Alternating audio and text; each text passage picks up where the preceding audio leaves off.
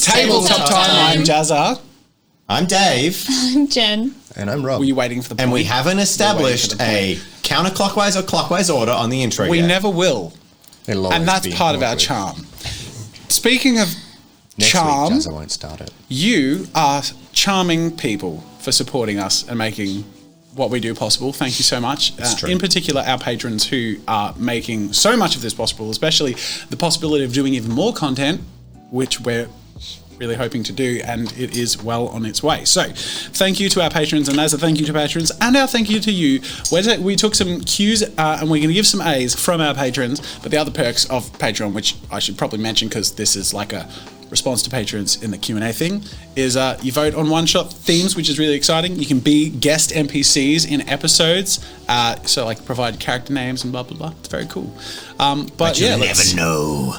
Well, you guys will know when you see your character, but only the narrator knows. Yeah. So actually, the cool thing about that is if you like introduce this character and they react to, or we as players react in an interesting way. You could literally get married to one of them. It's theoretically possible. They may well become permanent characters party members, if they could be companions, who knows? Or they could just get stabbed on the side of the road. The possibilities are endless. Let's start off with some questions by Martin Ličko. So question number 1, will Shad and Mackie be joining the Tabletop Time? This is the main crew at the moment. A lot of it has to do with availability and living situation. So Mackie lives an hour away and has 2 kids. It's a different situation to where we were at. Shad is a very successful 1 million subscriber YouTube channel who has started his own tabletop thing as well, and the plan is that we're going to play in each other's things every now and then, but also do our own things, so that it's really dependent on either of our times. But the answer is absolutely we're going to have them on whenever we can in the future, which will be really fun. I kind of want to just say that I mean, they've got pretty good reasons for not being here. I guess that shows how much progress I've made in 5 years. You chose a different path. That's fine.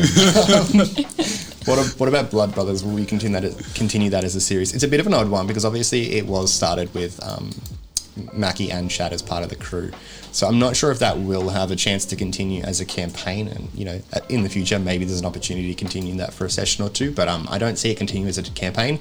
That being said, the world is pretty big, so if we wanted to run another one-shot or campaign within a line, it's something I'd be interested in doing. Well, look, the next question, and the same person was about Roguestar, same question. But I think actually one of the better answers to either of those is if it's going to happen, it's probably going to be like in a 1-day mega session. Yes. We'll probably do like a season or a half season in a day. So we can't say when that'll happen, and it might be based on everyone having the right time, but I know pretty much everyone would be super keen to just like smash that out and would do it live, and it would be amazing. So absolutely everything is possible.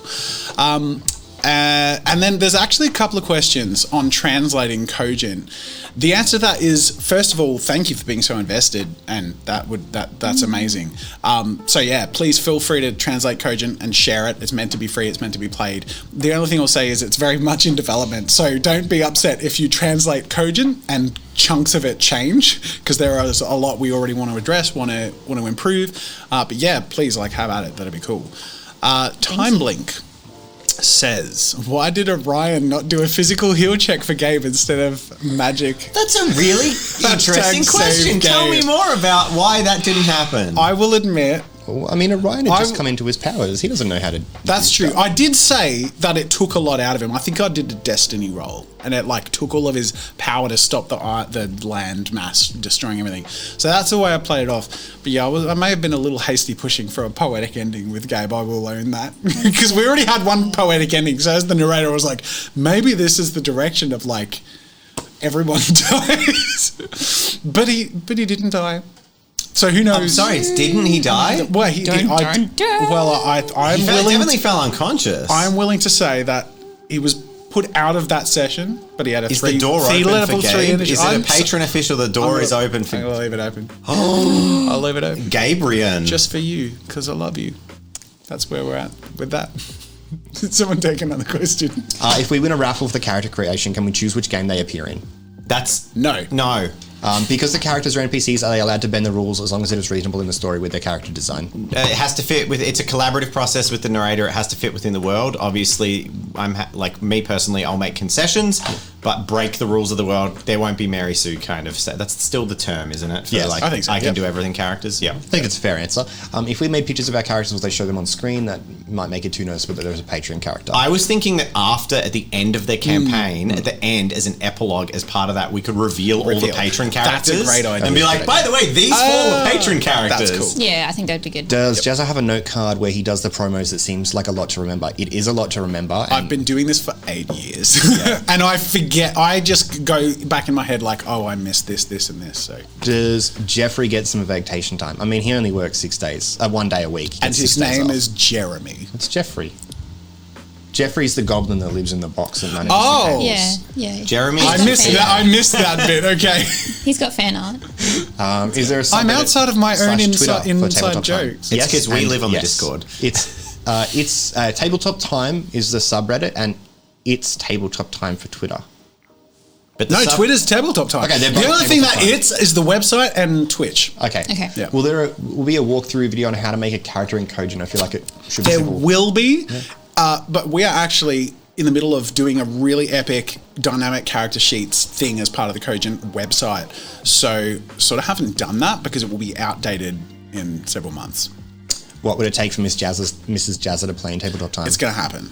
And there's a great preface to that on one of our first dates, I convinced her to play D&D and was bad. And she never played again with me because I was a murder hobo, basically. I was like the rogue murder hobo. I don't know if I was trying to impress her or something. Didn't work. That's a good dice roll. Hey, it worked. That's a good point for me to say that COVID's not really a worry right here. Just because I sort of... There are 0 cases in our state, and there hasn't been for... I mean, apart from people that have travelled into the state from overseas through flight, but they're all quarantined.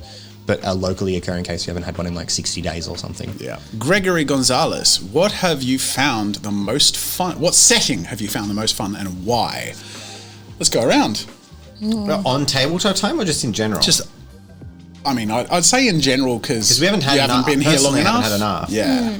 Okay, I'm going to have to say that my favourite setting I played in is World of Darkness, Vampire the Masquerade. I just love Vampire the Masquerade. One day maybe you guys will let me play it with you. Yeah, but that'd be cool. Yeah. Sounds good. Yeah, mine's actually the same too as Vampire Masquerade. All right, we have to give that a go then. It's really roleplay heavy. Political, Really, vampire, Love Yeah. roleplay. but Yeah. also Just high roll. dark, like horrible things happening, but it's all like Sweet. accepted. Yeah, it's cool. I haven't played Hunter though, which is like a more supernatural one, but that's also I've been told it's pretty good too. But yeah. Awesome. There was one we did for Tabletop Time, and I can't find it on YouTube, which is really sad, but I played as a stick insect with absolutely no useful skills, and all he did was go, "Eee!" It was great. That's what he did. I have to say Roguestar No one else because is an it's so complete as a story and the characters meshed so well and the story was so well led and it's there as one complete amazing thing. So that's true. That would be mine. Okay, Austin the American. How much research is put into each game? That varies from person to person. I think it's also worth clarifying because it may not come up as a question, but Dave and Jen actually run a hobby shop and have a lot of experience running games. So Narrator Dave picked the name Narrator Dave because Jazza told me to. I think we're all for I did. Yeah, You made me. I think we're all sort of acknowledging that we may be keen to lean on you for a bit of this stuff, which I is love great. doing it. Yeah, awesome. I think I want to give a little bit of depth to that answer, which is how much research you put into each game. It really depends. A one shot sometimes per session is actually more work per session. Like the Fallout one shot, I've played every Fallout game backwards, so I was already super on top of the lore. I still probably spent like 5 hours researching like vaults and prepping the session and making sure that what I was doing made sense within the Fallout world. But then sometimes, like tonight, the individual session prep is lower because I actually over prepped for the first session. Do so much foundational. So this session, we only got through like 1/5 of what I had planned for last week, so I didn't have to do as much this time. I'll take the next question. What are the plans for extra content for the Cogent rulebook? It's all a bit sort of figuring stuff out, mainly functionality for character sheets. So that we want to create it so that people can play the game using nothing but the app. So first character sheets and then dynamic roles. But once all that's sorted and adjusting rules as we go along. really the game plan is then providing narrator tools and party tools so you can add friends and blah, blah, blah, and really expanding it to be something to provide a lot of really cool stuff. With rolling advantage, should there also be rolling with disadvantage for people trying to do something difficult for specialty? It's like that's a much larger conversation. Game hat on says no. Really? I wondered that too myself, actually. No, because the whole point of the Destiny roll, the Destiny point expenditure, is you're basically using fate because you're the player characters. Yeah, but I wondered if as the narrator, you can say, oh, well, you have a disadvantage in this action, as well as saying maybe you have a -2. Up for discussion. Yeah. Because if you're trying to do something and you're at a disadvantage, maybe you're trying but you've already got the challenge level setting to set how hard something is. -2 to your roll. The fact advantage should only exist because basically fate is intervening, and this is important for an important character because the PCs are basically like the protagonists. Yeah. This is a question from Legendary. Who this is for you, Dave, really. It's about your setting. How does cybermancy work? So cybermancy is actually a combat proficiency. It's effectively an example of a magic system that's suggested in the Cogent rulebook. It's a soft magic system because each spell isn't recommended, but I did put in an example for challenge level 1 through to 7 of each sort of skill tree, the 4 trees, to give you an idea of what the powers can do. But given the broad things you can do with cybermancy, I didn't really want to make a hard magic system. It would have been a little bit over the top. All right. Hell yeah, Triss has questions for each of us, which is quite Triss. Nice. Yell hair. Oh no! That was a slight dyslexia moment. Did I say hell yeah? I did. Oh my god. Has it been yell hair Triss the whole time? Yep. Really? Yeah, no, I read, I always thought it was hell yeah. Triss. Brains do wonderful things. Oh, yell hair. All right, Dave. What made you get into narrative storytelling? Did you take any classes? Is it more of a practice? I've always been into it. I was a drama kid in high school and a debater. So I guess improv. I was always third speaker, debater, so rebuttal. Everything was always about improv, conversationalist stuff. And then when I was a uni student, I did LARPing. Then I owned a game store and ran a million tabletop sessions. So it's just something I've done for pretty much my whole adult life. You've also been writing. You write a lot of stuff as well. Yeah, you're just involved in that world. You just keep going at it. I think don't ever stop. That's awesome. Yeah. Hey, Jen, what is the character you are the proudest of developing? Have you developed for anyone else? It's a good question. I think, honestly, Eve is probably the most developed character I've ever come up with, which is kind of hard to say because there's a lot behind her that you guys haven't seen yet, but you will get to know. That's fun. So I'm excited for you guys to know more about her. Rob, do you like being 140% above the rest? Yes. That's a reference to the last stream. Rob was Big Rob. Big boy. In any of your role-playing sessions, what was the funniest thing your character has said, done, or gotten into? Man, I'm stuck on the stick insect one because I was the only person that lived. The other characters... Tui has some iconic. Tui has some really great moments, but I just love the fact that as a stick insect, everyone decided to use me as a weapon. And I was the only one that lived through that because the boss decided that I was going to be his pet. And you all got slaughtered. For me, how many times when creating a character for one of your other channels do you come up with a backstory for them, even though in the moment it won't be used?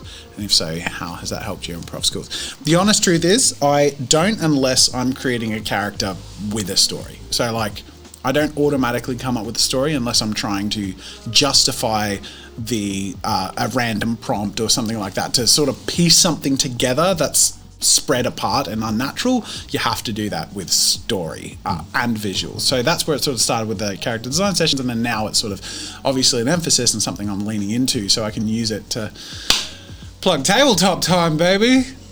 Hell yeah. For all of us, what is one or more worlds that you would love to either narrate or play in but don't think will work for the group as a whole? I burn through a book a week and there are so many stories that I've read that no one has any idea about, and that sounds really condescending, and now that I've said it I feel bad. Nobody else reads. There's so many cool worlds that I've read about that I think would be just phenomenal to have a story in, but wouldn't work without the background knowledge of the world. Cool. Yeah. My answer would be I don't want to do something unless I can do it. So, yeah, anyway, yours? I'd probably love to run a really nerdy space opera of Star Trek, where like every episode is going to a new planet, but like really on board. And I just know that you guys couldn't meet me to that nerdy level of Star Trek. Really? Yeah, Is that the a whole challenge? way. I can fake it. Okay, red shirt, get ready to die on every planet. Jen? I'd probably do like, I'm a bit of an anime nerd, so I do like a magical girl concept, but I don't think any of you guys would be I'll interested in bloody that transform at into all. a magical girl. We're talking about Sailor Moon. Pretty much, yeah, but maybe different, not the exact plot line. Yeah. Awesome. That'd be cool. Again, for all of us, what is one or more worlds that you would love to either narrate or play? Oh no, I just read that. In one sentence, how would you describe your own narrating style? Feel free not to answer if everyone will someday narrate. I'm going to say I'm very roleplay heavy and I tend to shy away from combat. I don't know if that's a bad thing because there was no combat in Son of the Seraphim, but people liked it for the story and I like being in combat in a game, but I don't know, it's not my impulse personally. What about you guys? In one sentence, I would say 60% storytelling, 40% play agency. I like telling and weaving a story and letting people play in it, but I'd say I can be a little bit more weaving a tale. Yeah. Non-existent. No, I do have some stuff planned. Yeah. I'm definitely getting into the mindset of it. So if I do it, Tabletop Time will be the first time I do it. So I have some ideas. But yeah, we'll find out. It depends if it's a one-shot or a campaign. If it's a campaign, I'm going to prep the ever-loving hell out of it so that they can literally do anything they You want. prepped the ever-loving hell out of our Christmas special. I spent a bit of time on it. Yeah. But I guess keyed in with the Christmas special and Alan for Blood Brothers, there's just so many insignificant details and stupid things that I add in that no one's going to notice. I feel like I do have to own up that the other thing that I do that I don't do that a lot of you guys do is prepare. like with Seraphim, I had beats. Like I had the beats of the things that were going to happen and sort of let you guys react. But yeah, no, I didn't have like maps or like character plans or anything really. So, you know, it's a good thing but it comes with, you know, You didn't do full cartography of giant world maps for your setting. No. Yeah, me neither, you're drawing it's your characters though. Yeah, who does that? Yeah, you drew your character. Yeah, but I'm motivated to do things when I can do 3 things at once. Samantha says, for all of us, what do you think your stats would be if you were to fill in a character sheet as yourself? So we tried this, and she references that we tried this, not to great effect.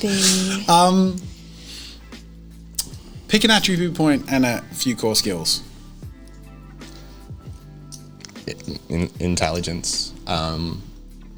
Again, it just sounds so condescending, which is funny because I think when we did it at PAX, I was saying the same thing. I'm like, it sounds really cocky to say intelligence, but I don't think I have much else going for me. Yeah. Yeah, intelligence and core skills. Jesus. Deception. Yeah. Oh. Yeah. That's Rob. I like social deduction games, especially if there's like someone that is. You love your working. mysteries. Yeah. Whether you're playing or narrating, you love having things to reveal. Very much so, and I think that plays into it. And that must be what you love in what you read as well. I love reading a book for surprises. this. If you've ever read a novel, I always suggest reading it again. And I know that sounds stupid, but read it again like immediately after, because you're going to pick up on so much stuff that you wouldn't have realized. Like you could read it again a year later, but you're not going to have the same level of knowledge. That's cool. And like, you know, I appreciate the authors that put enough detail in for like the little things you wouldn't realize. You read books with your eyes, don't you? I do both. Do you do audiobooks? Oh, I do both. Yeah. I can't read books with my eyes. Yeah. I try. It fair. doesn't go well. Do Audible's both not sponsoring this video, but do I both used at the to same time. hell That's out the of real them. challenge. Yeah, no. Jen, pick an attribute and core skills. Maybe persuasion, Yeah. because I have a pretty nice demeanor, so I can typically persuade people like, oh, you can pretty please do this for me. Yeah. Other than that, I do like drawing, and I'm at a point in my ability where I can draw something for someone. They're like, oh, cool, that's a dog, or that's a cat, sick. But other than that, I am not strong. My driving skills are horrendous. I cannot deceive anyone, so I'd have to probably put it into intelligence, I guess. Really, everything else would be -1 though, unfortunately, to make up for that intelligence. Rob. No, you're Rob. Dave. Do you want to go again? Yeah, Dave. I'm going to sound like an arrogant twat and put 1 point in intelligence as well. I think we're all doing that. And yeah, I reckon I would have persuasion. I can be pretty persuasive. And probably ride/pilot. I'm pretty confident. Yeah. So Dave's the driver. In my driving. We're going to go fast, but we're going to get there all right. And probably... I'd say survival. Yeah. Yep. You were a scout. He's done pretty well so far. Yeah. I'm alive. No. Yep. Okay. Cool. I think I went with strength at PAX. I think so. But I think actually being realistic as far as what gets me anywhere in life, I'd have to be the same as all you guys and put it in intelligence. But skills, I'd say persuasion. I'd say, I've said subscribe and make it convincing enough for it to work pretty well for me so far. And art, like some creative vocation. Vocation, creative. Yeah. Author. Author. Cool, that answers that one. Question for Jazza and Rob. If you could each pick 1 or 2 of your most memorable and favourite moments from Roguestar, what would they be? I love the little things that work out. Like you said, I'm a planner and I like, keeping my secrets. And there were so many things that I would slowly work towards. And like nowhere near half of them paid off. But like the ones that did pay off were the best ones. Like making drones, creating a super robot body, enslaving a person. Like Genocide. Who's talking about genocide? Well, no, I did not say the genocide. I said making the drones to enable the genocide. There's a difference. Wow. Yeah. I would have to say, I never blamed you. I think the whole arc between Atlas and Riot totally took me by surprise. Everything takes me by surprise. But saying that, everyone like shipping Gabe and Orion, like I like missed every cue in the session, but then after I was like, oh yeah, everything takes me by surprise. I was really subtle. So subtle. You had a lot of hard work that you were really concentrating. I was. Sure. Those 2.5 hours of audio problems destroyed my ability to comprehend anything. So that whole arc between Atlas and Riot was really... I think it built really well. It was really organic. It genuinely surprised me at every step. And it was a real... Like, I wish I was brave enough to get even more into the role-playing thing, but at the same time, like, that was my capacity at the time. It also stretched me a bit. And I think now I'm in a place where, were that opportunity to present itself again, which I'm sure it will, I'm in. I'm ready. I'm committed to give everything I've got to help make this story really fun and dramatic and memorable for all of us and all of you. No, I'm super excited to see what you miss and then gets revealed to Everything. For all, what is it that draws you to RPGs, and what is your favourite part about it? Escapism. The role play bit.